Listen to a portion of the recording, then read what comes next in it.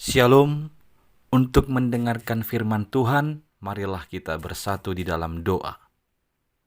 Kasih karunia dan damai sejahtera dari Allah Bapa kita dan dari anaknya Tuhan Yesus Kristus kiranya menyertaimu sekalian. Amin.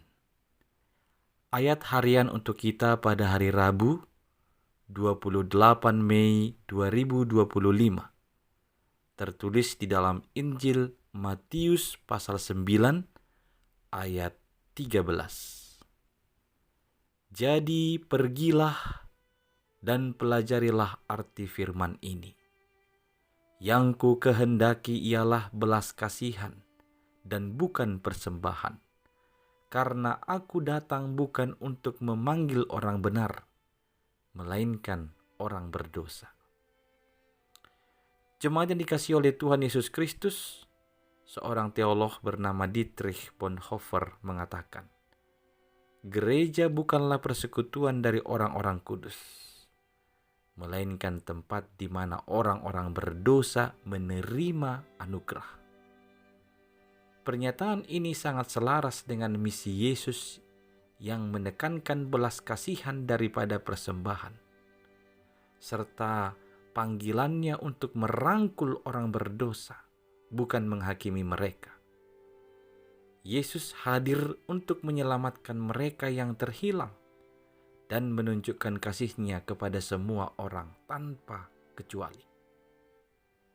Kisah Matius, seorang pemungut cukai yang bertobat dan kemudian mengundang Yesus ke rumahnya bersama teman-temannya yang masih bergelut dalam dosa, menjadi contoh nyata belas kasihan Tuhan. Matius tidak egois dengan anugerah yang ia terima, tetapi ingin berbagi keselamatan dengan orang lain.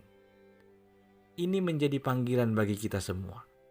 Ketika kita telah merasakan kasih karunia Tuhan, kita dipanggil untuk membagikannya, bukan hanya menyimpannya menjadi berkat yang hanya untuk diri kita sendiri.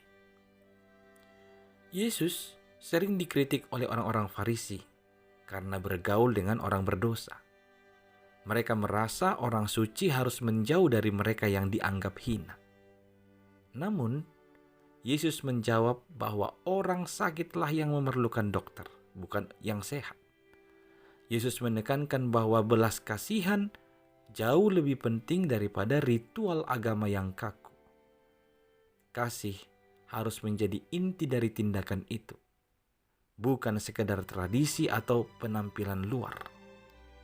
Yesus datang bukan untuk orang yang merasa dirinya benar, tetapi untuk mereka yang sadar akan dosa dan ingin bertobat. Yesus lebih tertarik untuk memanggil orang berdosa agar mereka diselamatkan.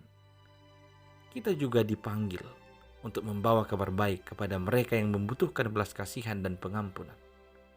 Ketahuilah, jangan pernah menjauh, jangan pernah menghindar daripada Tuhan Yesus, karena merasa engkau sangat berdosa, karena engkau merasa sangat tidak layak atau sangat hina.